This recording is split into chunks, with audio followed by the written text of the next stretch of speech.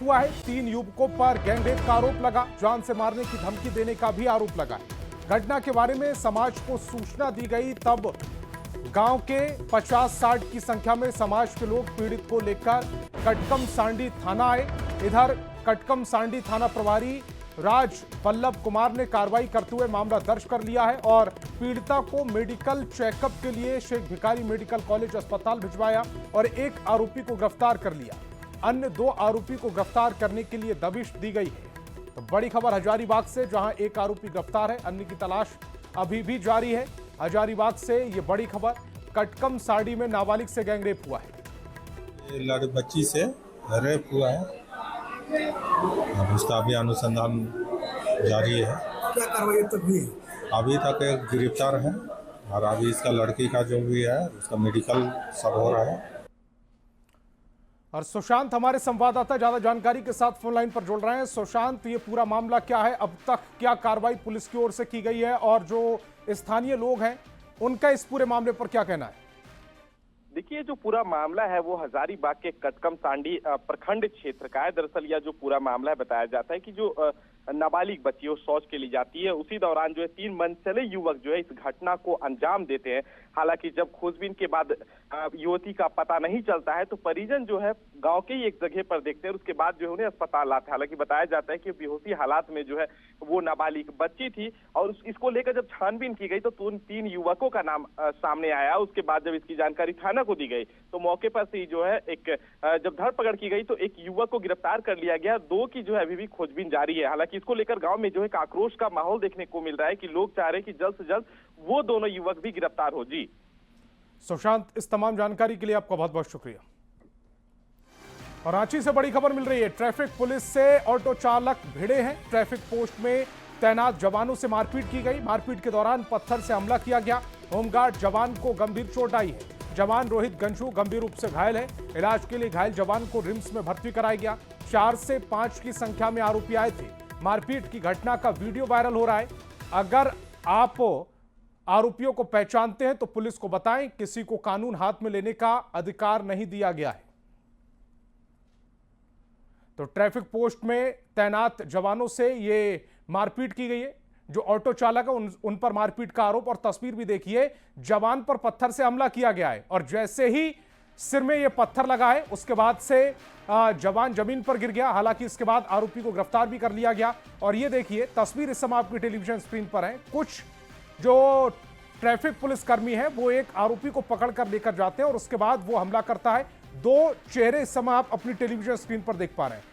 जो शख्स जिसे ट्रैफिक पुलिस कर्मी पकड़े हुए हैं वही उन पर हाथ भी उठाता है और वही उन पर हमला करके फरार भी हो जाता है। तस्वीरें देख लीजिए, विचलित करने वाली ये तस्वीरें हो सकती हैं, लेकिन ट्रैफिक पुलिस पर किस तरह से हमला किया गया है उसकी गवाही दे रही है तस्वीरें। लड़ाई झगड़ा का वो थोड़ा सा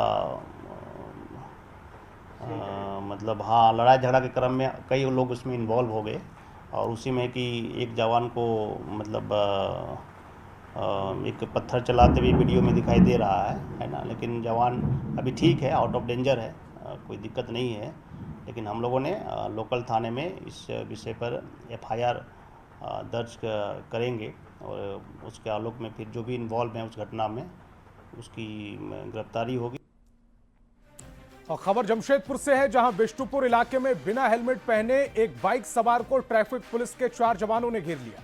किसी ने बाल पकड़कर घसीटा तो किसी ने थप्पड़ बरसाए। आप तस्वीरों में देख पा रहे होंगे 4 पुलिसकर्मी बिना हेलमेट पहने बाइक सवार को घेरे हुए हैं। एक कॉलर पकड़ा हुआ है, कभी बाल खींचे जा रहे हैं तो कभी थप्पड़ मारे जा रहे हैं। बाद में 4 जवान बाइक को धक्का मारकर सड़क किनारे ले गए। किसी ने वीडियो बना लिया और अब यह वीडियो वायरल हो रहा है। बिना हेलमेट पहने बाइक चलाना गुनाह है, लेकिन क्या पुलिस इस तरह से लोगों को हेलमेट पहनने के लिए जागरूक कर पाएगी?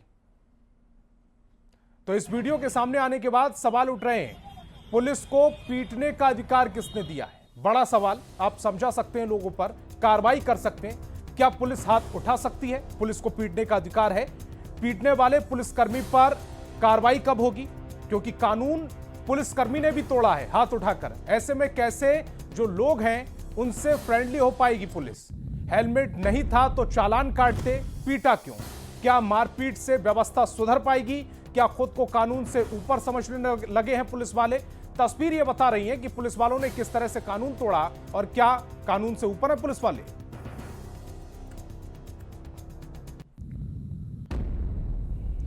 पलामू पुलिस ने 16 मई को छतरपुर में हुए डायन विसाही में महिला की हत्या मामले का खुलासा कर दिया। हत्या के आरोप में 2 आरोपियों को गिरफ्तार कर लिया गया।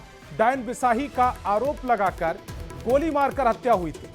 पलामू से यह बड़ी खबर, जहां पर जो पलामू पुलिस है उसने 16 मई को छतरपुर में हुए डायन विसाही में महिला की हत्या मामले का खुलासा किया। हत्या के आरोप में 2 आरोपियों को गिरफ्तार भी किया है। डायन विसाही का आरोप लगाकर गोली मारकर इस हत्याकांड को अंजाम दिया गया था।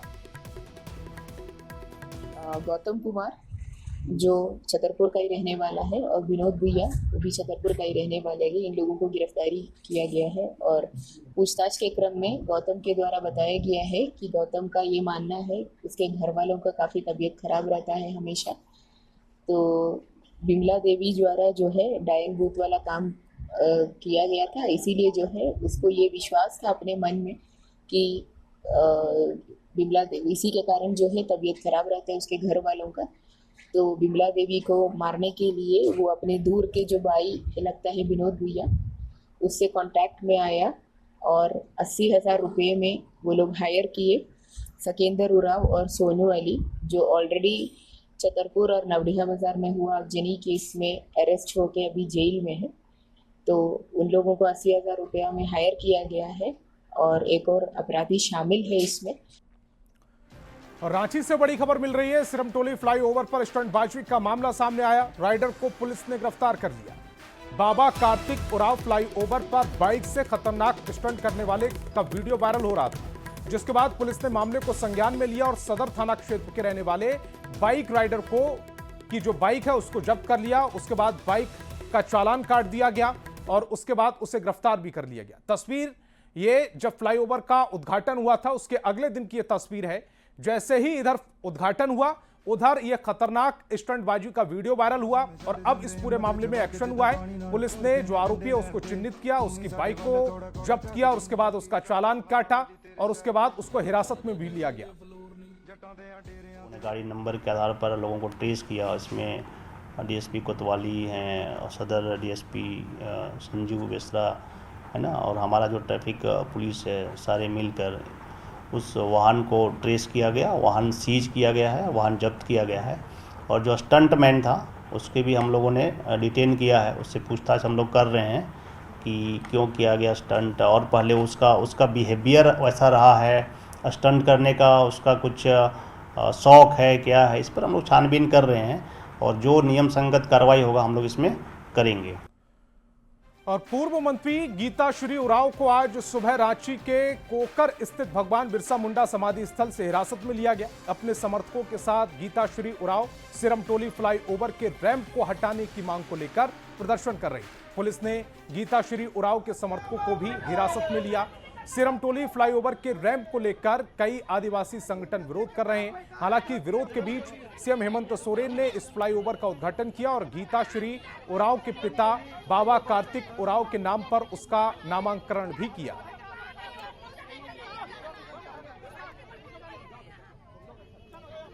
और धनबाद से बड़ी खबर मिल रही है। अनिश्चितकालीन धरने पर बैठे हैं गिरिडीह सांसद चंद्र प्रकाश चौधरी। बीसीसीएल ब्लॉक 2 परियोजना का काम बाधित किया, प्रबंधन पर लगाया स्थानीयों का शोषण करने का आरोप। आजसू धरना आंदोलन से बीजेपी में नाराजगी है। धरना स्थल में पुलिस सीआईएसएफ की तैनाती की गई, मजिस्ट्रेट की भी नियुक्ति कर दी गई है। आशा है, उम्मीद है कि हम लोग को बस्ती को खाली करवाने का उपाय करें, क्योंकि हम लोग वहाँ जितने ग्रामीण है सब आग से जल रहे हैं। गिरिडीह सांसद चंद्रप्रकाश चौधरी ने ब्लॉक 2 की परियोजना को अनिश्चितकालीन के लिए बंद कर दिया और अब अनिश्चितकालीन धरने पर भी बैठ गए हैं। सांसद स्थानीय लोगों को रोजगार दिलाने के लिए, विस्थापितों को सही जगह पर पुनर्वास करने के लिए और साथ ही साथ प्रदूषण से जो लोग त्रस्त हैं उनके समाधान के लिए अब यह अनिश्चितकालीन धरने पर बैठ गए। लोगों के साथ, मजदूरों के साथ जो यहाँ पर शोषण हो रहा है, वास्तव में बहुत ही घोर अपराध है, बहुत ही घोर अत्याचार है। और मैं अपनी ओर से यही कहूँगा कि जो इनका हक और अधिकार है जो कानून के तहत इनका जो अधिकार बनता है उसको हम दिलाएंगे और सदन में भी इनकी आवाज को, इनकी बात को हम रखेंगे ताकि लोगों तक पहुंचे। तो सांसद जी का साफ कहना है कि ग्रामीणों की जो समस्या है उस समस्या को यह दूर करने के लिए आगाज किए और जब तक यह अंजाम तक नहीं पहुंचाएंगे तब तक यह धरना समाप्त नहीं करने वाले हैं। न्यूज़ 18 धनबाद। खबर देवघर से, जहां देवीपुर प्रखंड में उच्च विद्यालय में बच्चे जान जोखिम में डालकर पढ़ने को विवश हैं। विद्यालय का भवन पूरी तरह से जर्जर हो चुका है। एक विद्यार्थी के मुताबिक कुछ दिन पहले छज्जा गिरने के कारण एक बच्चे के सिर में चोट भी आ चुकी है। इसके बाद भी अब स्कूल आने में डर लगता है। ग्रामीणों ने विभाग पर शिकायत करने के बाद भी कोई ठोस कदम नहीं उठाने का आरोप लगाया। माथा फट गया जिसके कारण से और डरे हुए हैं और गार्जियन बच्चे को भेजना नहीं चाहते हैं, जो कि नामांकन मेरे विद्यालय में 600 से 700 बच्चे का नामांकन है और अभी आप देख सकते हैं सामने में, जो कि आपको 100 से 150 बच्चा नहीं खुलेगा क्योंकि बच्चे लोग आना नहीं चाह रहा, गार्जियन भेजना चाह रहा, लेकिन बच्चा लोग स्कूल का गेट नहीं टपना चाह रहा। उसको इतना डर का माहौल बना हुआ है। कोई ऐसा दिन नहीं है जो छत, अंदर का दृश्य तो देखे ही है, जो कोई ऐसा दिन नहीं है जो छत नहीं गिरता है। आज भी मास्टर बच गया, बच्चा भी बचा और डेली का ये घटना। छत गिरने से हम लोग को स्कूल नहीं आना पड़ता, इसलिए हम लोग यहाँ पे 10 किलोमीटर में भी कोई स्कूल नहीं है, इस कारण से हमें स्कूल आना ही पड़ता। कुछ ही समय के बाद जो हमारे दोस्त के ऊपर एक छत का टुकड़ा गिर गया था, इस कारण से हमारे दोस्त का माथा फूट गया था, इसी कारण से वो अभी नहीं आ रहे। 2 साल से ज़्यादा हो गया जर्जर, पहले से ही ऐसे तो टूटा है लेकिन जर्जर होने में 2 साल लगभग हो गया है। इतना विभाग को लिखा जा चुका है, यहाँ तक कि हम लोगों ने पहल करके मंत्री जी से भी लिखवा के जिला में जमा किया हूँ, लेकिन अभी तक कोई पहल नहीं हुआ है। तो तस्वीरें आपने देख ली, बच्चों की बाइट आपने सुन ली और शिक्षक क्या कह रहे हैं वो भी आपने सुन लिया। अब न्यूज़ 18 के कुछ सवाल हैं। अगर हादसा होता है तो जिम्मेदार कौन होगा? शिकायत के बाद भी कार्रवाई क्यों नहीं की गई? बच्चों को कब मिलेगा सुरक्षित शैक्षणिक माहौल जिसमें बच्चे स्कूल आने में डरे नहीं बल्कि स्कूल आने के बाद अच्छी शिक्षा ले पाएं? यह ऐसा माहौल कब मिलेगा बच्चों को? ये तमाम सवाल उठ रहे हैं।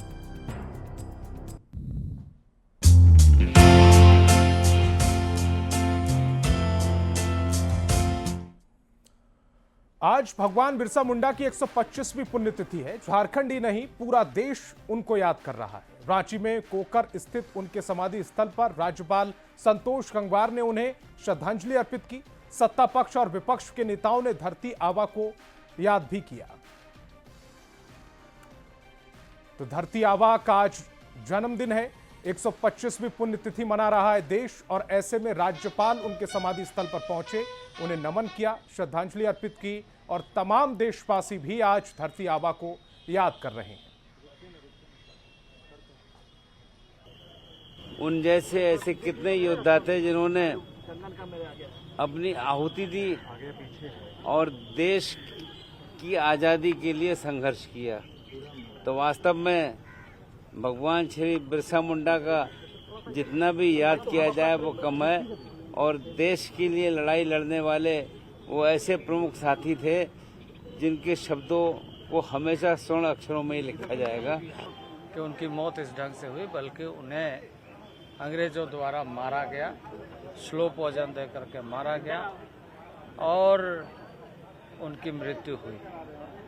उन्होंने अंग्रेज़ों के खिलाफ लड़ते हुए जल जंगल ज़मीन और अपने आत्मनिर्णय आत्म स्वाभिमान की बातों को आम जनों तक और अंग्रेजी हुकूमत को बाध्य करते हुए कैसे वो परंपरा बनी रहे, इसके लिए अपने आप को कुर्बान किया, अपने आप को आहुति दी, अपने आप को गलाया। भगवान बिरसा मुंडा की 125वीं पुण्यतिथि पर प्रधानमंत्री नरेंद्र मोदी ने उनके बलिदानों को याद किया। प्रधानमंत्री ने एक्स पर पोस्ट कर लिखा, स्वतंत्रता संग्राम के महानायक भगवान बिरसा मुंडा जी को उनके बलिदान दिवस पर आदरपूर्वक श्रद्धांजलि। आदिवासी भाई बहनों के कल्याण और उनके अधिकारों की रक्षा के लिए उन्होंने अपना जीवन समर्पित कर दिया। उनका त्याग और समर्पण देशवासियों को सदैव प्रेरित करता रहेगा।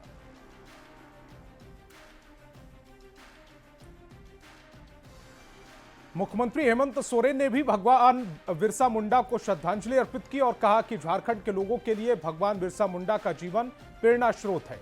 जंगल, जल और जमीन के लिए उनके योगदान को भुलाया नहीं जा सकता।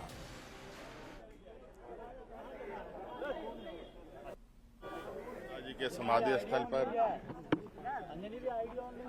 हर साल की बात इस साल भी हम लोग भगवान बिरसा मुंडा जी को श्रद्धांजलि अर्पित करने के लिए यहाँ एकत्रित हुए हैं। यहाँ के जल, जंगल, जमीन, यहाँ के आदिवासी मूलवासियों को संरक्षण देने का, उनके हक अधिकार में पहली पंक्ति पर खड़ा होने का। झारखंड सदैव ऐसे वीरों को नमन करेगा और जब तक झारखंड रहेगा तब तक उनको याद करेगा।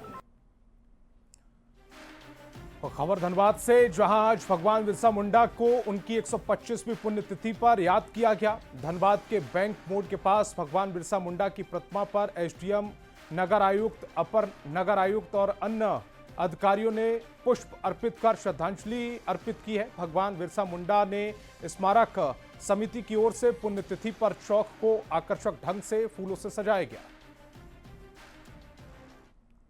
भगवान बिरसा मुंडा आज झारखंड के लिए एक अहम योगदान रहा है। हम सबसे अपील करेंगे कि सभी लोग भगवान बिरसा मुंडा के बताए के चिन्ह पर चले, ताकि हम एक अच्छे राज्य का निर्माण हम लोग कर सकें। शहीद बिरसा मुंडा स्मारक स्मृति संचालन समिति की ओर से हर साल हम लोग पुण्यतिथि या जयंती दोनों मनाते हैं, लेकिन आज भगवान बिरसा मुंडा का पुण्यतिथि है, उनका 125वां पुण्यतिथि है।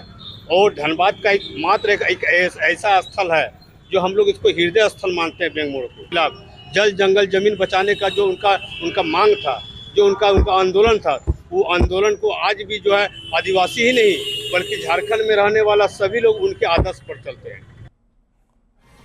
और चंपाई सोरेन के वर्तमान में एक बार फिर से उलगुलान की जरूरत वाले बयान पर कांग्रेस प्रवक्ता किशोर नाथ ने प्रतिक्रिया दी। कांग्रेस प्रवक्ता ने कहा, आज वास्तव में आदिवासियों को पहचान के तौर पर सरना धर्म कोड के रूप में उलगुलान की जरूरत है। उन्होंने चंपाई सोरेन पर निशाना साधते हुए कहा कि चंपाई ने अपने मुख्यमंत्री काल में ऐसा कौन सा काम किया जो आदिवासियों के हित में हो। जो भाजपा के चंपाई सोरेन जी ने कहा है, उलगुलान की तो आवश्यकता है, आदिवासियों के लिए उलगुलान की आवश्यकता है, उनको उनकी अस्मिता और पहचान दिलाने की आवश्यकता है। तो ऐसे में अगर वो जो डिमांड कर रहे हैं सरना धर्म कोड के बारे में कि हमको पहचान की जरूरत है, तो निश्चित रूप से उसको जनगणना के कॉलम में उनको ऐड करना चाहिए। और जो बीजेपी का एजेंडा है, उस एजेंडे पर लगातार चंपाई सोरेन बयान देते रहते हैं। उनको भी मौका मिला था, राज्य को जो है 3 महीने के लिए उन्होंने भी मुख्यमंत्री के रूप में काम किया है, तो एक भी ऐसा उनके द्वारा लिए गए निर्णय को वो बताएं जो आदिवासियों के जीवन स्तर में सुधार ला सके। खबर रामगढ़ से, जहां प्रखंड और मंडल के अध्यक्ष और पर्यवेक्षक के साथ प्रदेश कांग्रेस प्रभारी के राजू और प्रदेश अध्यक्ष केशव महतो कमलेश ने समीक्षा बैठक की। कांग्रेस पार्टी संगठन सृजन कार्यक्रम के तहत ये बैठक की गई। बैठक में रामगढ़ विधायक ममता देवी, बड़का गांव की पूर्व विधायक और कांग्रेस के कार्यकारी अध्यक्ष उपस्थित रहे।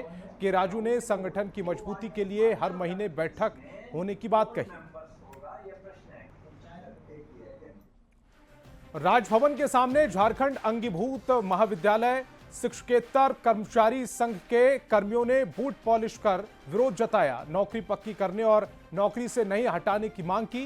राजभवन सचिवालय की ओर से 30 मार्च 2025 को एक आदेश पारित कर अंगीभूत कॉलेज में इंटर का नामांकन बंद कर दिया गया, जिससे कॉलेज में काम करने वाले 500 शिक्षकेतर कर्मी सड़क पर आ गए। देखिए, इस हाथ में कभी कलम और कंप्यूटर का मांस रहा करता था, आज उस हाथ में ये बूट का पॉलिश करने का देख रहे हैं सामान सारा पड़ा हुआ है। इसके पीछे रीजन है कि हम सभी कर्मचारियों को विश्वविद्यालय के द्वारा एक लेटर जारी किया गया है कि अब आपकी नौकरी समाप्त होती है। इसके विरोध में हम लोग यहाँ पर पिछले 61 दिन से हम लोग धरना पर बैठे हुए हैं। आज ये सांकेतिक विरोध है ये बूट पॉलिश का। हम कर्मचारी सब बेरोजगार हो गए हैं। अल्प वेतन में हम लोग पिछले 15 से 20 साल से काम कर रहे थे। और एक झटका में आज ये सारे कर्मचारियों को बेरोजगार कर दिया गया। हम लोग इंटर से लेकर यूजी पीजी सारा काम को हम लोग महाविद्यालय में हमें यहाँ जितना कर्मचारी मन है हमें यहाँ आज हमें ऐसा नौबत आया जाए कि हमें जूता पॉलिश का नौबत आया जाए हमें के आज यहाँ आज हम जानत थी बिरसा मुंडा जी के आज शहादत दिवस है और ऐसे शहादत दिवस में ये हेमंत सोरेन से सरकार जो है आज हमिन के जूता पॉलिश करे कर आज जे हाथ पहले कलम रहत रहे से हाथ में जूता पॉलिश करत थी हमिन ये हमने निकलाए के कॉलेज से निकलाए करके आज हमें रोड में बैठा दे है। और नई शिक्षा नीति और राज्यपाल के आदेश के बाद झारखंड के इंटर कॉलेज के भविष्य पर काले बादल मंडरा रहे हैं, जिसके कारण 30,000 छात्रों के साथ 400 शिक्षकों का भविष्य अधर में नजर आ रहा है। सरकार की ओर से बनाई गई हाई लेवल कमेटी की बैठक हुई और कुछ अहम निर्णय लिए गए। कमेटी ने फैसला लिया है कि सभी बच्चों का नामांकन +2 विद्यालय में कराया जाए। इसके साथ ही इंटर कॉलेज पर लगने वाले ग्रहण को लेकर विभाग क्या कुछ कहता है, इसे लेकर एडवोकेट जनरल से भी राय ली जाएगी। इसके साथ ही इंटर कॉलेज में कक्षा 9, 10, 11 और 12 की पढ़ाई करने वाले पर भी विचार किया जा रहा है। मामले पर मंत्री ने कहा कि सरकार तमाम पहलुओं पर मंथन कर रही है ताकि किसी को नुकसान ना हो। वहीं इसके साथ ही मंत्री ने बताया कि जैक को भी निर्देश दिया गया है +2 विद्यालय में नामांकन प्रक्रिया बंद ना हो। आज की बैठक अभी वर्तमान में जो इंटरमीडिएट